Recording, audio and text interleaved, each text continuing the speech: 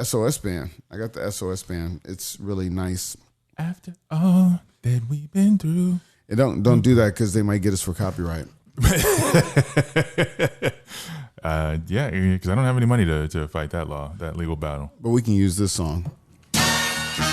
As we proceed to give you what you need, welcome to the Breakdown with Oso and Ace. We are your host. I am the unimitatable, slightly relatable, yet oh so dateable, the one and only Ace One, my partner in crime, down to ride with a comment that snide, the dastardly deacon of dissent, DJ Oh So Fresh. Every week it's like the thriller in... Ooh. Let me run that back. Thriller in Manila. Manila and not the folder or the envelope. I cuss like a butterfly, sting like a bee. Is that what's going on? Something like it. Oh, but I am so excited. I'm so happy to be back with you. Let's Man, a week off feels like a month off every time I'm away. So, I just want to say, hey. What's up? Oso and Ace are back in the building once again. In the building. You know, we only do this at 28 minutes at a time, so it's pretty much like a good life. 28 minutes at a time, baby. If you get better than that, you stay with that guy. Hey, that's a good workout right there. So during this session of making love to your eardrums, what we're going to do this week, I'm going to tell you why my man in him over here, he has this tardiness problem. Here we go. And it came up again today. Here we go. This man hit me up and said, I got to do the Kama Sutra at 2:30, so I might be late. You know, if you got to do the Kama Sutra, man, you need more time than that, because we get together about 4:00. He's going to give you more details on him and his Kama Sutra experience, because he was pretty on time. So he must be very efficient when he sutras your karma. When I sutra your karma, baby. But I also, this week, I found out that I have been missing out on a show that everybody's been watching. And I'm failing on that. Now, another point on that, I was out in a bar for the first time. I spoke about being out in a bar, but I was out in a bar for the first time this weekend. And socially at a bar. Like socially at a bar, it's all in. And let me tell you, it's a lot different than what you expect. Now, the other thing on the agenda. Oh, man, we got something for y'all today. NASCAR, a sport that I don't invest much time in, but they're reaching out to me and my people. And I feel like they're failing all around. And you know, it takes a Jesse Smollett type incident to really let you know that they are failing all around. How you doing over there, Ace? I'm doing all right. You know, I gotta, especially with the way you threw it up there, I gotta talk about this whole Kama Sutra thing. So first off, it was actually just a chiropractor appointment, okay? But, you know, I mean, we did get into some positions and some pretzeling and everything, so I now know what that feels like. And the diagnosis actually is I have a pinched nerve in my back, which explains why it's been so on fire for the last 10 years. Probably from all the Kama Sutra. I mean, you know, I still got to put in where I can put in when I can put in. You know what I mean? He said, when I mean. I push through the pain. I mean, you a brother in America. You can get it anytime you want to. I push through the pain. I got to make it work. Yes. Thank you for being black in America. Thank you. It's the only thing I got with me. They say it's a strike against you. I say it's a strike for me. Well, and I feel like there are some people out there that don't really believe in chiropractic science and you know, whether it's actually effective or it's a placebo effect. But I will tell you, after this first appointment, one, definitely going back.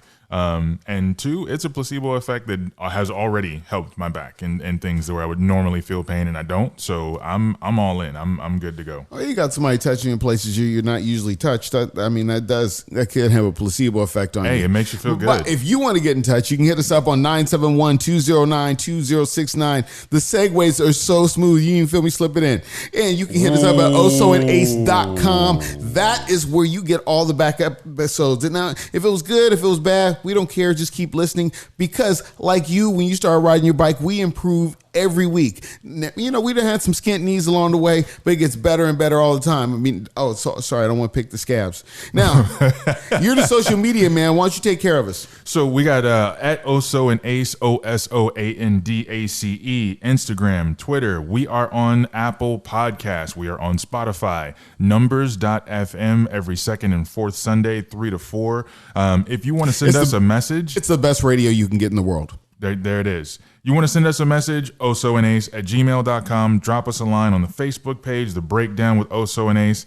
give us a voicemail message. Just let us know what you're thinking. So if you got questions, whatever, talk to us. When's the last time you checked the email? Actually, I check the email probably like 3-4 times a week. Wow. Yeah. Hey, if the host is no name, if you're listening, you were horrible at checking email. I just want to say, you got to spitfire at your ex sometime. Let's get it going. So me, I spent my first time out in a bar this weekend. I do streaming. So like if you see like an event happening, I'm the guy that makes sure it gets on the internet. And I will say my job is hard because I want people to continue to hire me because in reality, it doesn't feel like it's that hard to me. Right. But being out, there is no social distance police. Like it is what it is. I mean, you're out with people and once they wanted you to have a mask when you walked in the bar, but once you started drinking, all bets were off. There was no biggie. I mean, really, people were at tables. They were very close together. And if I'm going to a bar, I'm going to get some work. So, hey, how am I supposed to meet somebody new? It's funny you mentioned the social distancing police. In a lot of places, the only like policing of that is tape on the floor. And if you got a packed bar, no one's looking at the tape, and no one is, at that point is giving a damn. In terms of wanting to stay far away, because like you said, you're trying to go in there and get close. You want to meet somebody, you want to be able to talk to them over the noise of the music or whatever. You're not going to do that and scream, from 6 feet apart. It doesn't work. Now, old girl got some real leg game. I might look towards the floor. You never know. I mean, hey, I am a sightseer extraordinaire. But I was out in Lake Oswego, and there's a whole nother name for that city in this town. Yeah, we're not going to go there. But that's a whole nother show. We're not going to go there. But I did take a trip down memory lane because the first spot I DJ'd at, DJ Oh So Fresh, aka Omega Supreme. We blow it up for you right there. I was down there, and 18 years ago, I started at this bar. And really? 18 years ago. Okay. So you have a chitlin. You have a child that's old. Nah, not 18. Okay. No. She just turned 13 this month. So if you knew me 18 years ago, you've conceived something since I started DJing, and thank you. And hopefully it ain't mine. No. But I just have to say, what I was talking about with the show, I hadn't checked out The Office. Right. And you're gonna sit there, you're gonna give me a loser thing. You're gonna give me that. You're gonna give me all that because everybody watches The Office. But no, I was really feeling it. And I was like, everybody watches it because my cousins give me all this grief. Because it's like, oh, it's so funny. But then I'm sitting there like, there's a real love story going on there. Mm-hmm. Like from week to week, I want to know. I want to know if Jim and Pam gonna make it or not. You got caught up in the fields. I got caught up in the fields, man. You had some thug mist coming out your eyes, didn't you? I'm having a moment. Like, I mean, really, if you're a grown man out there and you know what a moment is, man, you can hit us up 971-209-2069. It's a moment. I mean, I just need a second. Go ahead, talk about yourself. Talk about your life. We're gonna give him some time to recover. It's interesting when you talk about like how cramped the bar was. I have been really excited to see certain movies coming up at the end of this year. I don't know that I'm gonna want to go and sit in a cramped movie theater with a whole bunch of people like we used to. Like they're not gonna not sell seats in the theater, right? You're going to be elbow to elbow with somebody. The only movie I've needed to see on the big screen in the last 20 years was Avatar. Other than that, it'll come on TV. It's good. And they're coming out with like 2 more sequels or whatever for that as well. Yeah, I mean Avatar because of the 3D and all that and stuff. Yeah, right. Yeah. I mean anything I can go into the theater and get a little bit of motion sickness, I'm cool with that. It's an experience. Yeah, I mean really, you got something for your buck. But if it's just to see good storytelling, that works on my TV pretty good too. Okay, but especially if you have gone to osonh.com and listened to some of the previous episodes, I'm super hyped about seeing the Black Widow movie. And that's coming out at the end of this year in November. But considering how things are going, like I said, I'm not going to want to sit elbow to elbow with a whole bunch of people who may or may not be wearing masks. I think I'm just going to go into the 11 o'clock matinee and just be chilling by my darn self. See, with like something Marvel, I don't have to see it on the big screen. Just go ahead, I got my TV's big enough. And if my TV ain't big enough, I got a friend with a big TV somewhere. Seriously. Right. Somebody I can social distance with. I mean, the other end of the couch. You got to tell me, how big is your TV? Because, I'm not a big TV person. Like, if you're out there and you got a big TV, like a big old TV, hit us up, 971-209-2069, numbers.fm. That's where you can listen to us at. So what else you got, Ace? Honestly, I'm for those of you who during this quarantine have actually been taking time and using it effectively and working out and just doing the whole nine and staying fit, that was not me. And especially at my advanced age, I'm feeling it. I got my fabulous 46 coming up in September, really, and I'm feeling it. So I'm actually gonna start working out in July. What you gonna do? I'm all about body weight exercises and getting in. I'm not trying to go to a gym. I don't need a whole lot of different like weights and equipment and this, that, and the other. But yeah, I gotta slim down the midsection and get my swole on. Oh, well, that's all. That's good for you. Let's give this guy some applause. I mean, because, we over here at the breakdown with Oso and Ace, we really support somebody improving themselves. That's good. We're all about empowerment. Yeah. That's good for you, man. I mean, really, I hope that works out for you because you're a good guy. I appreciate that. You deserve good things to happen to you. I appreciate that, yeah. And I'm not trying to, jump in the McDonald's challenge or nothing, but yeah, we the McDonald's challenge was failure. Why you got to bring up failure? Like, I'm just saying, I'm not even gonna go there. I'm just gonna circumvent that and go around it. So unlike how I did in this conversation, but you know how it is.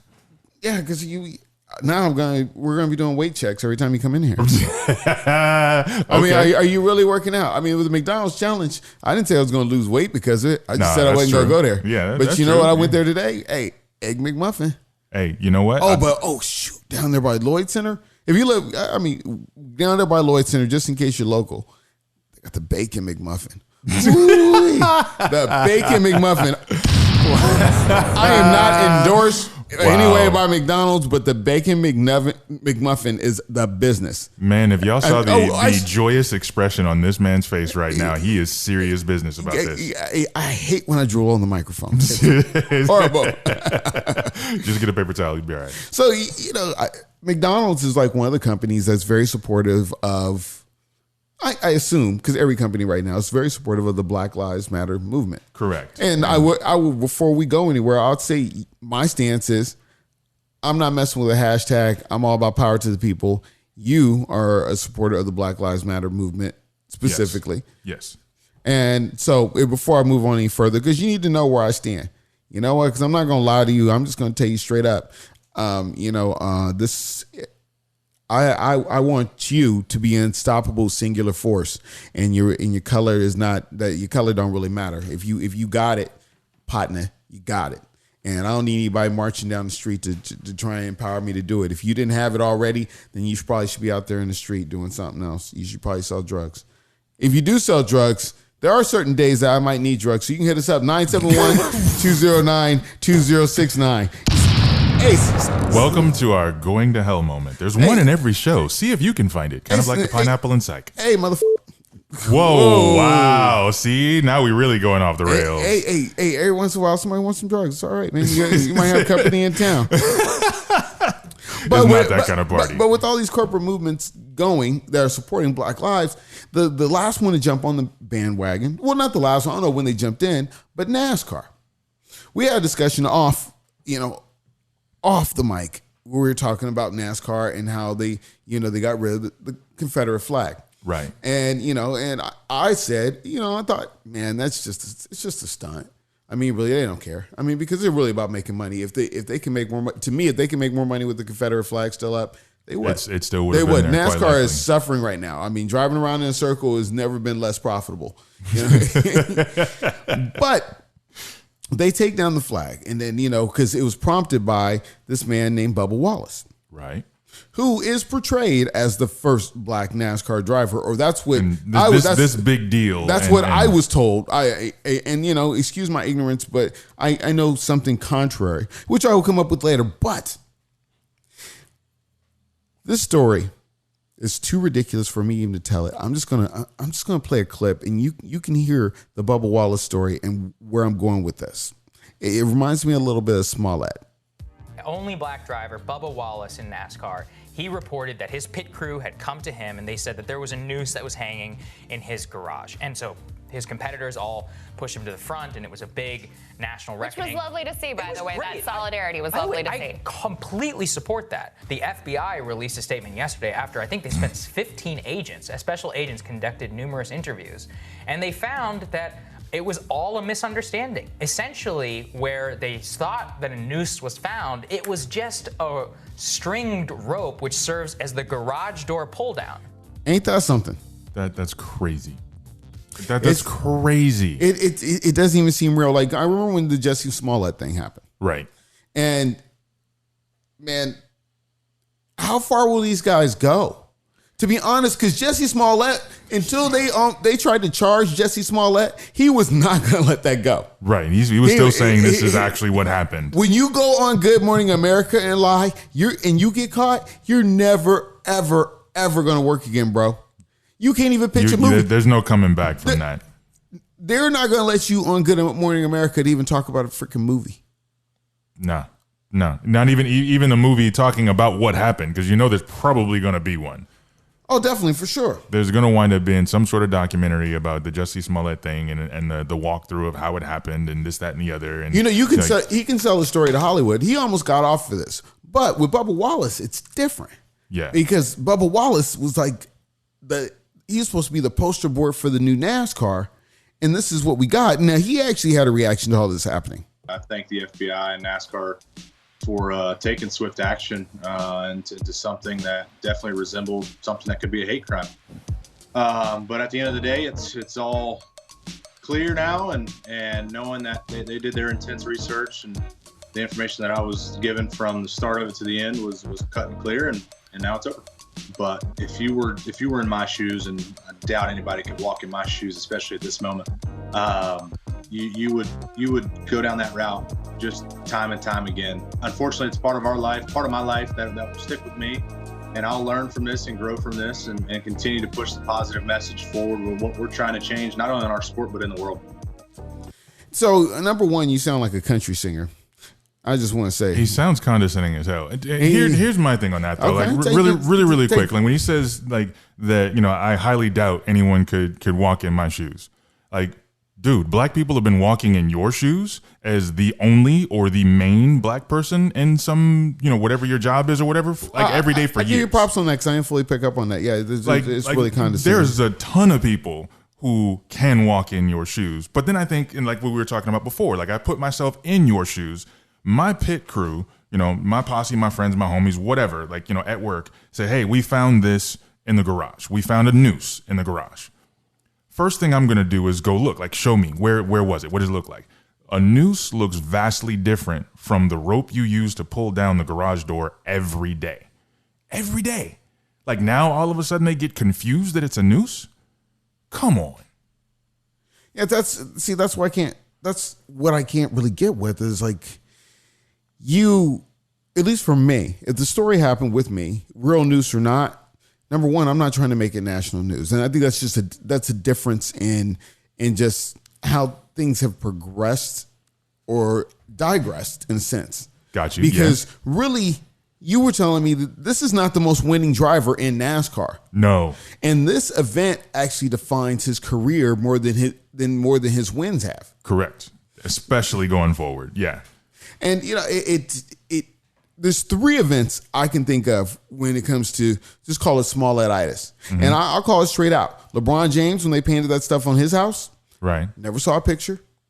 I think there was one, but it was only one, and it was like over real quick. Like they never showed anything in like real setup for it. You know what? I followed that story very well, and I just never got to see a picture. If you happen to have one, you can hit us up. Also, an Ace on Twitter and let us know, or 971-209-2069. I don't know if the text work on there, but with the LeBron James thing, hey, you got a big house, you got cameras, bro.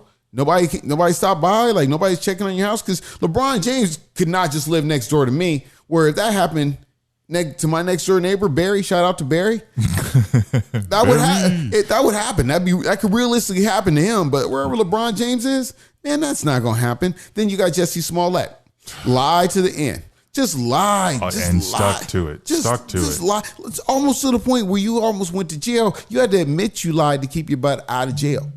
And hey, and the two friends that you paid to do it with you were going to go to jail also. And they snitched him right out. They certainly And did. hey, family, your career is over. Man. Or did you get the... Yeah, I think that one works better. For sure. Now, I listened to this dude on YouTube, Officer Tatum, and I felt like his take was one of the best takes I've heard on it because he really broke it down, stats and all. He did. How do you, and you know you're a NASCAR driver, see this rope that's tied to the garage door every single day of your career, and all of a sudden you're confused at whether or not this is a noose or not? And don't give me that, oh, well, we don't know what if it was intended to be. Nah, I don't want to hear nothing, bro, because you came out, you cried on that doggone NASCAR. You got all these white people out here coddling you, walking in solidarity, and you know you're full of crap. And ladies and gentlemen, I just saw on one of his social media platforms, he's selling T-shirts. The man is selling T-shirts. As soon as you start selling T-shirts, you are guilty. It's just bottom line. As soon as you sell T-shirts, you are guilty. Now, I do want to bring some attention to something you should know. Yes. Yeah, because a lot of people probably won't. The first black driver to win a race in NASCAR was Wendell Scott. Now, he died in 1990, but now they didn't put him in the NASCAR Hall of Fame until 2015. But I just heard it floated that, he's the first black NASCAR driver. And I just wanted to look that up. I didn't want to discredit the brother. I mean, half brother. I mean, whatever you want to call him. I don't want to discredit it. But, man, I got to say, some of y'all folks is just black when it's convenient. When it serves your narrative, it's great to be black right now. Well, and it's undoubtedly like I'm sure he's certainly black enough to the rest of the NASCAR drivers. But you had a really good analogy for what it must be like and like how his day-to-day routine and activity must be like. See, the thing is, when it comes to I've been black a long time. we would hope so. And when you walk into environments that are dominated by a different ethnic group, there you go. There's certain protocols and certain things you don't ask. It's very similar. He has to be on his P's and Q's the same way Eminem has to be on his P's and Q's to be a white rapper in a black world. Correct. And obviously, you could tell even in the NBA. Mm-hmm. Those white guys, they stay in line. Even and like differently though, and so specifically in your analogy, Eminem at least has like a major list of accolades, and his resume is stocked. Yeah, you get somebody like Dirk Nowitzki, or even like some of the new rookies that are coming over from Europe. They're as white can be, but again, their resume is stocked, and they respect the game. Exactly, they respect the game, and I get the impression that he respects the game. But I think, NASCAR just said, hey, you know what? We can win. Because if you don't think that a company would not try and manipulate you during times like this, to capitalize on the moment, then you haven't been thinking in a long time. I'm glad you tuned into the show because now you can finally think. Be alive. Oh, and Pepsi actually got a lot of flack for that with the what was it, the Kylie Jenner? Kylie Jenner, yeah, with the Coke can. Oh, that Kylie Jenner Pepsi can. That Kylie Jenner commercial. That was funny. That was really funny. But you know what? That was just them getting caught because they do it all the time. I mean, there's a lot of social engineering and advertising, so Definitely. They do it all the time. There has to be. You get slighted, and I'm like, okay. I never cared if NASCAR was down with me. Right. I never cared if NASCAR was down with Black Lives Matter. Correct. I have never. That's never been a concern. Right. I didn't even think it was a question. Truly, yeah, because like you said, it wasn't a concern. I don't watch. I don't know a lot of people that watch, but now all of a sudden there's like, oh yeah, I'm down with NASCAR now. Everyone's like, the PGA does not need to be down with Black Lives Matter. They don't, honestly. That is true. They had Tiger Woods, that was good, but that's not going to be becoming a black dominated sport. No, not anytime soon. No, not in the least bit. The hockey, they don't have to be down with Black Lives Matter either. There's all sorts of companies in leagues that don't have to be down with this. Now, one other concern that I do have, I know you got a piece after this, but one other concern I do have, and I want to speak to you, my people, because I know you need to know and you need to think about this. what if levels of this thing keep spiking up and stuff keeps getting crazy? Why are you so desperate to see some entertainment? Why are you willing to have people risk their lives to see some entertainment? You go, oh, well, you know, it's about them getting their money. No, it's about you and your stupidity to turn on the TV and participate with something that goes against the guidelines of what are going on with keeping our world safe. Whether it's a lie or not, we fell on that lie. I just wanted to give you that. Now I'll give it to my man Ace over here.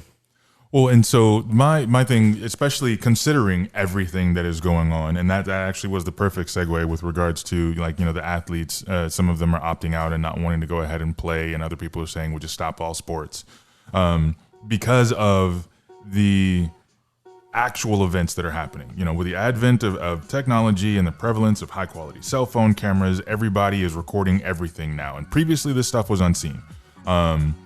And, you know, it's literally day-to-day racist and bigoted behavior. You can look on Instagram, you can look on Twitter, you can look on Facebook, people recording all of these, you know, quote-unquote Karens and Kens coming out. And this is stuff that would normally happen anyway, but now it's being recorded, right?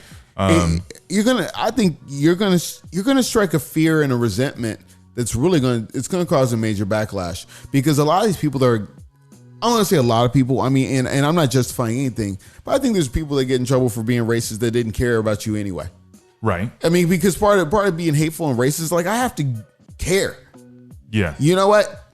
It's just, a lot of these people, if you just let them be the idiots that they were, they didn't want to get dragged into this. Now, those blacks call the police on me and embarrass me publicly. It's gonna make it worse. You really have to consider the fact of what it is to embarrass somebody publicly. Well, and also, so like with our country, like seemingly being on the actual cusp of true change and reform, like you're not necessarily going to change that person's mind, but overall, right? We got to be careful of this cancel culture and overreacting to things, because we don't want to muddy the waters and derail the current momentum, right? So, you know, you got Jussie Smollett's blatantly fake story. You know, you're talking about the LeBron James thing, and then now this is nothing more than a gross overreaction.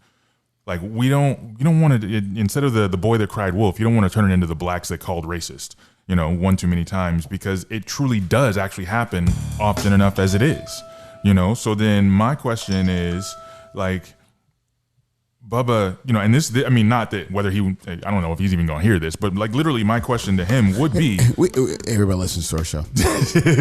So like, Bubba Wallace, did you get played? Or were you a tool that the NASCAR used in an attempt to play the rest of us? Right? Like, that's truly my question, because I don't see how he couldn't have been in on this, you know? There's no way.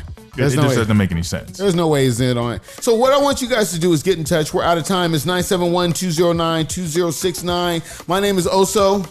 I am Ace One. I mean, my name is Oso Fresh, a.k.a. Omega Supreme. I am the microphone's dream. I make it happen. We don't rap here. We just do that ill stuff. We get it hot. We spit hot fire. I say every other week on Numbers FM, we go live on you. So we're just going to pump it up and let it go. Peace.